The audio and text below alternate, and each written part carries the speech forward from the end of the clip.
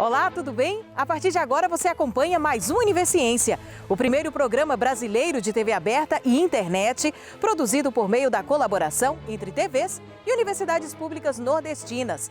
Vamos saber quais as pesquisas científicas a gente vai acompanhar hoje? Pesquisadores da Universidade Federal do Recôncavo da Bahia estudam os acidentes com escorpiões na região. Estudantes da Universidade Estadual do Piauí desenvolvem equipamentos de laboratório com criatividade e baixo custo. E para além do turismo, um estudo conta a história da Chapada Diamantina de um jeito diferente.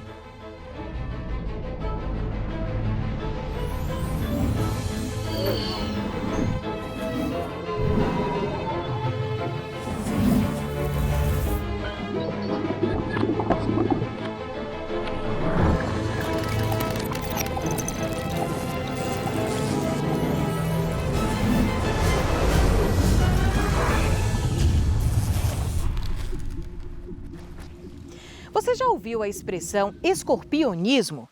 Trata-se do nome dado ao acidente causado pelo veneno do escorpião através da picada sofrida pela vítima, que pode causar sérias complicações.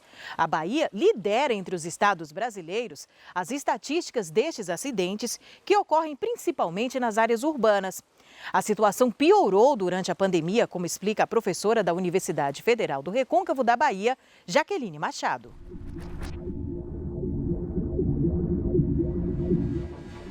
Com a pesquisa sobre o aumento dos acidentes por escorpiões no Ceará, a pesquisadora e professora Jaqueline Machado, da UFRB, nos ajuda a entender este mesmo cenário no Recôncavo da Bahia. A Bahia ela ocupa o topo do ranking de escorpionismos no Brasil e no Nordeste.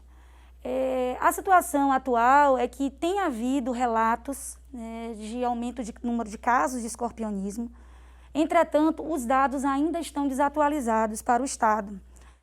Bom, o crescimento exacerbado do escorpionismo nas cidades do Recôncavo tem relação direta com o crescimento urbano exagerado e sem planejamento, certo? Não há planejamento no crescimento urbano. Esse é um problema não só das cidades do Recôncavo, mas das grandes metrópoles. Acontece que a vinda de várias empresas, universidades para as cidades do Recôncavo tem atraído mais pessoas para as cidades, mais moradores novos, e isso está levando a um crescimento descontrolado dessas cidades. E a gente produz o principal alimento dele, que é as baratas. Por quê? Porque a gente produz o lixo.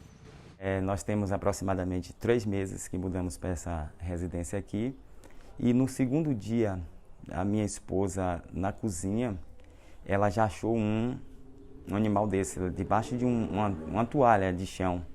Ela puxou a toalha e aí ela viu que correu. Quando ela observou, era um escorpião. Aí nós já ficamos em alerta e aí, depois de uns 4 dias depois, nós já achamos outro lá no fundo. 8 dias depois, nós achamos mais lá no quintal, achamos 2. Apareceu um morto, apareceu 2 vivos, mas sempre em espaço de dias. Só que aí nós damos uma varredura, limpamos tudo, procuramos ver se tinha algum foco, nós organizou tudo aqui, a casa limpou tudo. E mesmo assim, depois, nós tivemos de novo experiência com esse bicho, voltou a aparecer de novo. Aí nós entendemos que ele está vindo de algum local, algum quintal sujo, terreno baldio. Com o aparecimento deles, nós resolvemos pegar um frango e colocar no quintal. Nós temos aí um frango, eu estava até falando com a minha esposa, porque como ele é um animal noturno, e o frango é diurno, não é isso? Mas às vezes aparece, como já apareceu no período do dia. E aparecendo no período do dia, se a galinha vê, nós sabemos que ela vai e come. Então já é uma ajuda para nós, A galinha é um predador, como outras aves, corujas, é um predador natural dos escorpiões. A questão toda é, porque a galinha, se ela encontrar o escorpião, é ao acaso, porque a galinha tem hábito diurno e o escorpião tem hábito noturno. Quando a galinha dorme, o escorpião sai. Dentre as medidas de prevenção, é importante saber que, principalmente agora, onde a produção de lixo está sendo maior, as pessoas estão mais em casa, consumindo mais, produzindo mais lixo. É muito importante a questão do depósito do lixo. Onde você joga o seu lixo? Não jogar lixo nos locais próximos às casas, colocar o lixo no local correto. Uma outra coisa importante é vedar todas as frestas, ralos, porque os escorpiões, eles normalmente sobem através de canos. Então, eles saem no ralo do banheiro, eles saem nas frestas das portas. O que fazer ao ser picado por escorpião? Primeira coisa, pegar o local, lavar com água e sabão, levar a pessoa imediatamente para o posto de saúde. Não fazer nenhum outro tipo de tratamento, torniquete, nada, não se faz nada. Lava-se o local com água e sabão para evitar contaminação, né? E vai imediatamente para o posto de saúde. O mito que se tem é que qualquer vítima de acidente escorpiônico precisa dar soro. Na verdade, o uso do soro vai depender muito do quadro clínico que o paciente apresenta e do tipo de escorpião, da quantidade de veneno inoculada, né? Então, o médico ele vai fazer uma avaliação clínica e, a depender do quadro clínico, estará ou não indicado a soroterapia. Existe o papel do poder público e existe o papel individual. Nosso papel como cidadão é jogar lixo no local correto, não jogar no terreno baldio do nosso lado, que está lá abandonado, proteger a nossa casa, proteger as nossas crianças, né? De uma certa forma, dar essa formação em educação ambiental para as crianças precisam saber isso. O papel do poder público é coletar o lixo, né, com a frequência correta, né, fornecer meios de educação sanitária. Então, o papel do poder público, ele tem o dele e nós temos o nosso. E depois do intervalo, cientistas da Universidade Estadual do Piauí têm transformado objetos de pesquisa em equipamentos de laboratório de autodesenvolvimento. A gente volta já já.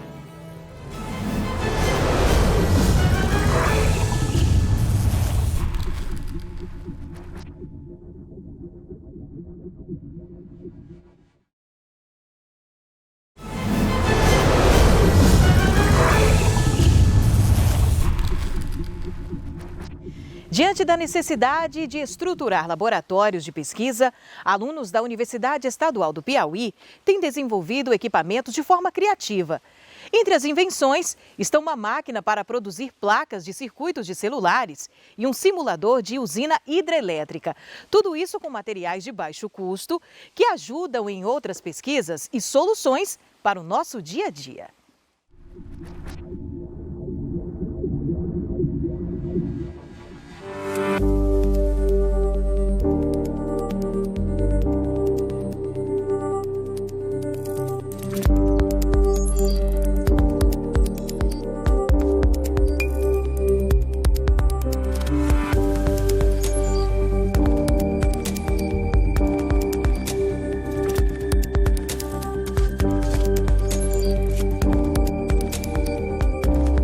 Essa máquina é o resultado da minha primeira pesquisa científica, né?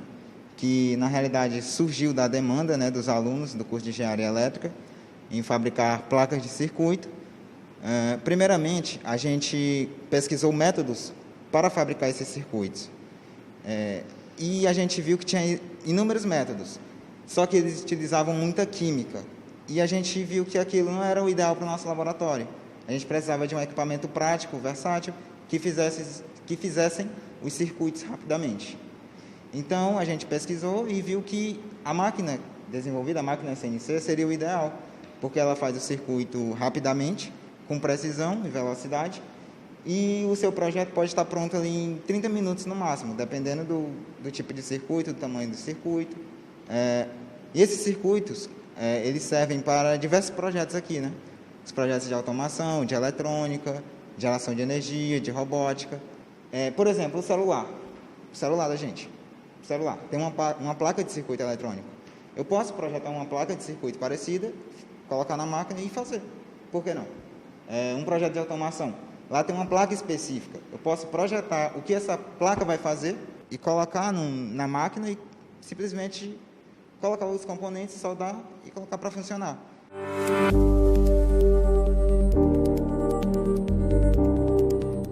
foi um verdadeiro desafio trazer um equipamento tão acessível quanto esse, enquanto no mercado de grandes laboratórios, um equipamento desse tem um custo bastante elevado. Então, trazer o mesmo equipamento, as mesmas experiências que podem ser feitas com um custo baixo, foi realmente um grande desafio, uma satisfação para mim poder auxiliar na universidade, na academia, com outros estudantes que podem se beneficiar dessa máquina. Uma das situações prementes da academia para que você possa realizar pesquisa e prática adequadamente é a estruturação de laboratórios, né? Certo? Então, para você realizar a estruturação de laboratórios, né, os equipamentos, instrumentos que são aquisitados pelos laboratórios, geralmente eles são equipamentos de alto valor agregado, ele tem custo, né? Financeiramente eles são bem caros, né? Certo? Então, uma das necessidades que acabou fomentando o desenvolvimento dessa pesquisa foi exatamente a gente atender essa necessidade da academia.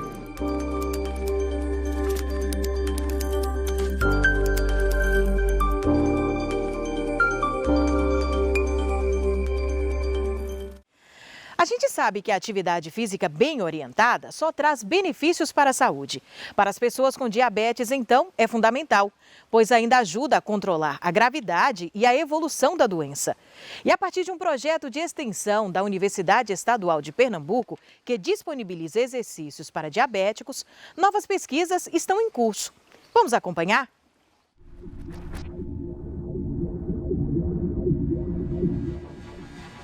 Que praticar exercícios é bom para a saúde, muita gente sabe. Mas você sabia que também é muito importante no auxílio do tratamento das pessoas com diabetes? Pois é, porque regula o nível do açúcar no sangue, além de diminuir a resistência à insulina. E é sobre isso que está rolando um projeto aqui no campus da UPE, que fica em Santo Amaro. O projeto Doce Vida, que é um programa de exercício físico supervisionado para diabéticos, foi criado no dia 8 de março de 2010, ou seja, são 11 anos de programa. O maior objetivo dele é controlar a diabetes por meio do exercício físico. Então, nós medimos a glicemia pré e pós cada sessão de exercício, assim como a pressão arterial e o oxigênio desses diabéticos, para prescrever o exercício em cima da glicemia, ou seja, de forma mais segura possível e individualizada. Quando o diabético está descontrolado, ou seja, ele não controla essa glicemia, ele pode apresentar várias complicações crônicas na sua visão, nos seus rins, coração, pés. Então, é extremamente importante que ele controle essa glicemia. Como que ele vai controlar essa glicemia? Medicação adequada, alimentação adequada e exercício físico. Por isso que o programa ele é supervisionado, certo? Nós temos aqui um grupo de alunos do curso de Educação Física que monitoram diretamente cada diabético no exercício físico. Então, a gente vai adaptar o exercício para cada diabético de acordo com a sua idade, a sua condição clínica, principalmente quanto que está a sua glicemia antes do exercício.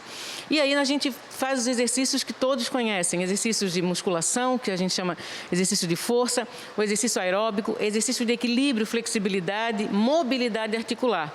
Quanto mais a gente trabalha com esse corpo, melhor vai ser esse controle glicêmico e também a adaptação desses indivíduos.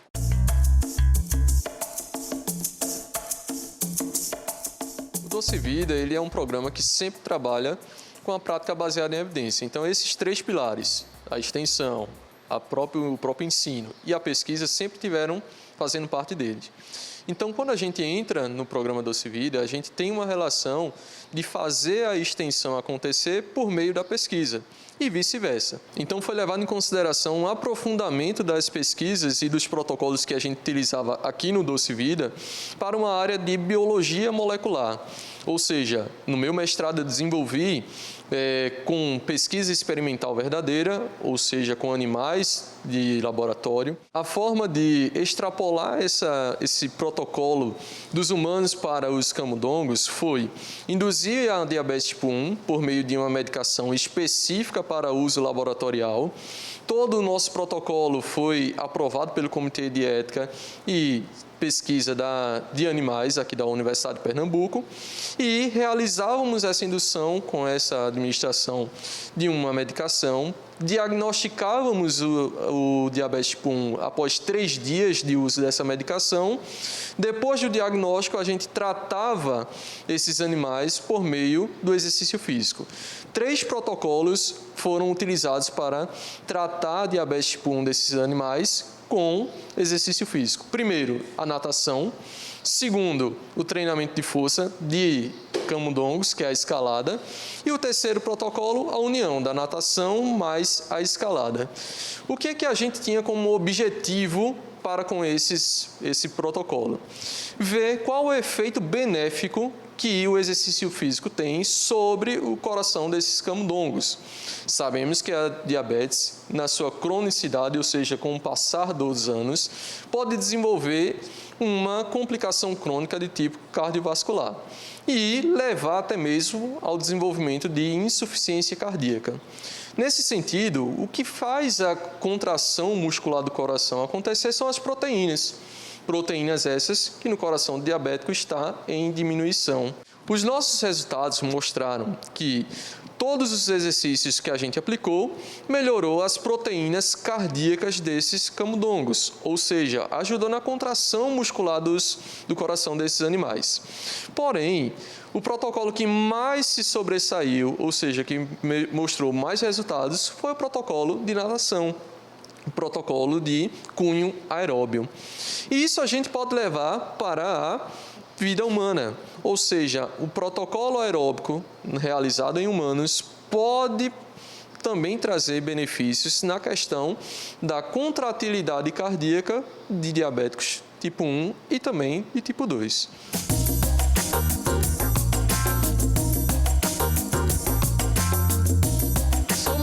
Do projeto Doce Vida desde o primeiro período, desde o ano que eu entrei mesmo, 2019.2. Nós analisamos 6 meses de prática mesmo de exercício físico com exercícios combinados, que são exercícios de força e exercícios aeróbicos. O que a gente vai fazer agora é aquele de se equilibrar. O avião, lembra? O avião. Isso. Concentra, respira. Anotamos todos os dados de todos os treinamentos que tivemos e vimos que houve sim tanto uma melhora na pressão como na glicemia, como no IMC. Nesses 11 anos já atendemos mais de 300 diabéticos aqui no programa. O maior impacto, com certeza, é o controle da diabetes. Eles chegam para a gente muito descompensados, descontrolados, e depois de algum tempo, 3 meses, a gente já consegue controlar essa diabetes, controlar a pressão arterial.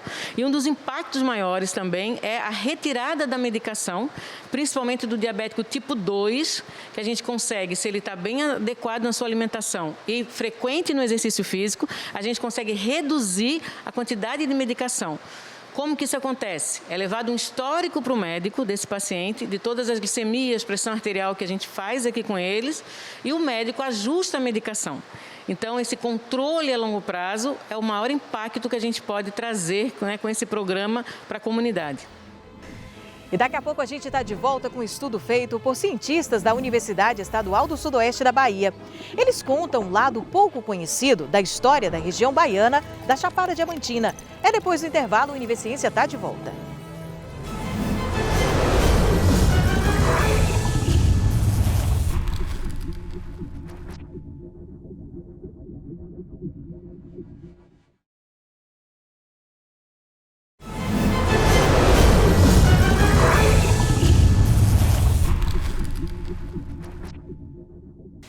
Quando a gente ouve falar da Chapada Diamantina na Bahia, logo a gente pensa nas cachoeiras, na beleza natural e na possibilidade daquelas férias relaxantes, não é mesmo? Uma pesquisa da Universidade Estadual do Sudoeste da Bahia mostra um pouco da história desse lindo parque nacional a partir da análise da importância econômica da Chapada Diamantina durante o século XIX. Nesse período, o extrativismo de minérios foi reformulado no Brasil, com a chegada da família real portuguesa no país. E os reflexos podem ser vistos até hoje na economia local.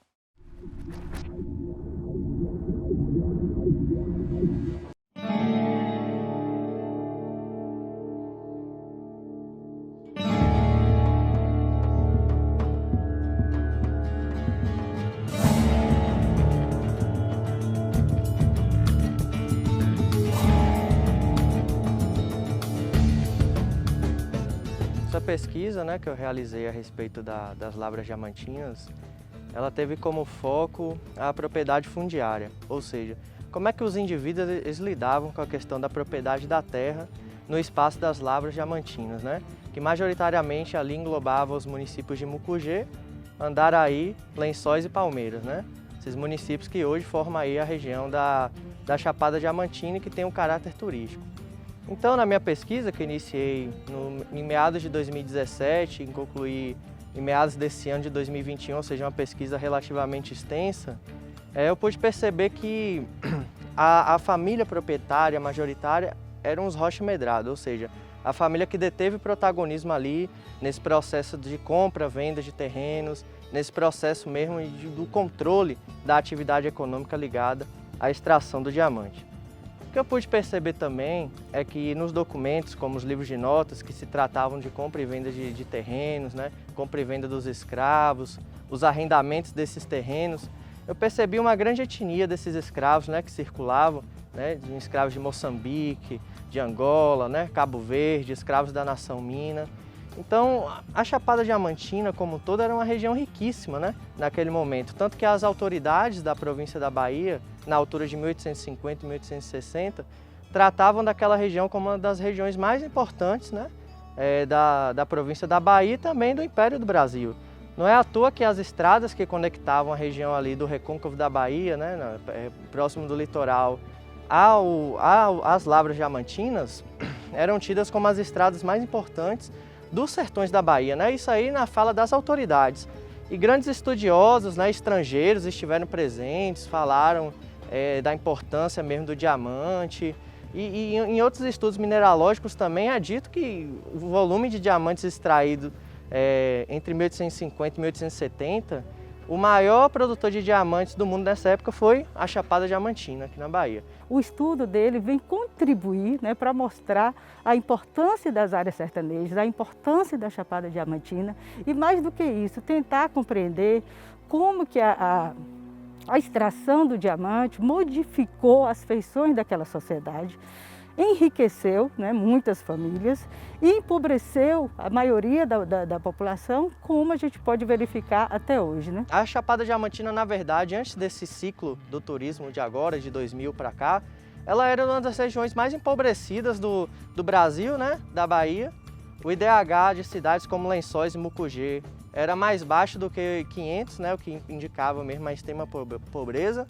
Algumas obras, como o filme Diamante Bruto, né, que foi dirigido por Orlando Senna em 1970, nessa época, ilustram muito bem a pobreza, né, legada a essa sociedade após o ciclo dos diamantes. E acho que a desigualdade social, por mais que o turismo hoje tenha de fato aumentado o volume da circulação monetária na região, a desigualdade social é muito presente, principalmente nos distritos, né, de Palmeiras, Mucugê, que estão fora desse âmbito do turismo. A gente percebe que a pobreza, a desigualdade social, né, a fome, a seca, são muito presentes ainda. Que o garimpo acabou, e o garimpo não acabou. O garimpo é a situação da fraqueza dos garimpeiros, que não pode trabalhar de jeito nenhum. E só vai, se Deus mandar do céu, um filho de Deus, para botar as mãozinhas para o pobre dos garimpeiros comer um pouquinho, para aguentar trabalhar, para tocar o garimpo da lavra. Se não vir, a lavra vai acabada como está acabando. Falta do mochilo dos homens para os fracos. Então acho que a partir desse movimento mesmo, dessa observação, foi possível atinar a curiosidade a respeito das condições históricas, né, que formaram esse quadro econômico mais amplo.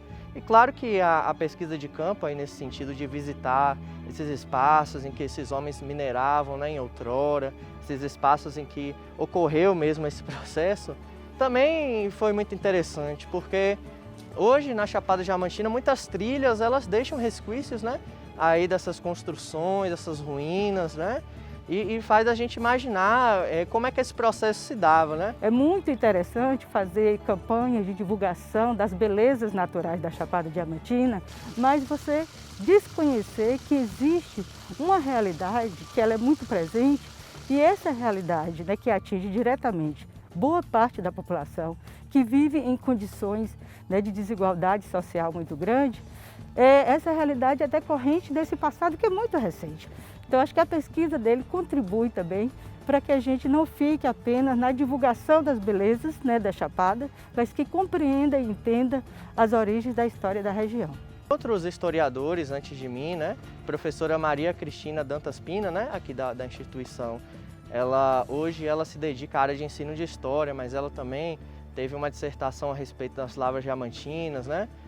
Rômulo Oliveira Martins, que é um grande pesquisador, hoje professor no Colégio Iraquara também, se desdobrou sobre o assunto, né? Gleibson Barbosa, outro grande pesquisador da UFBA, também se desdobrou. Então acredito que além de mim, muitos outros ainda irão surgir, e a ideia assim desse movimento é poder incentivar outras pessoas a pesquisarem sobre a Chapada Diamantina, porque o volume de documentos presente no Arquivo Público Municipal de Mucugê é muito grande. E além disso a gente tem outros arquivos, né, como por exemplo o Cartório de Andaraí, o Arquivo Dom Obá em Lençóis, o Arquivo Municipal de Rio de Contas, o próprio Arquivo Público do Estado da Bahia, o APEB, né, em Salvador, o Instituto Geográfico Histórico da Bahia, né, também em Salvador. São institutos que têm uma documentação muito grande a respeito da Chapada Diamantina, né? Jornais, inventários, né? Livros de notas, né? Processos crime.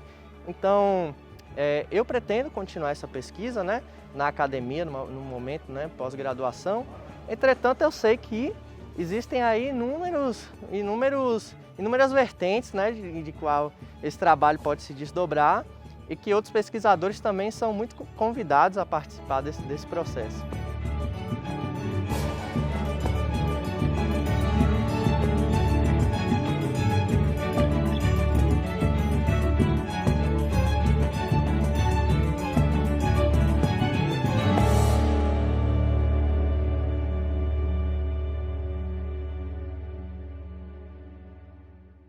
Bom, e com esta curiosidade da Chapada Diamantina, nós encerramos o Univerciência de hoje.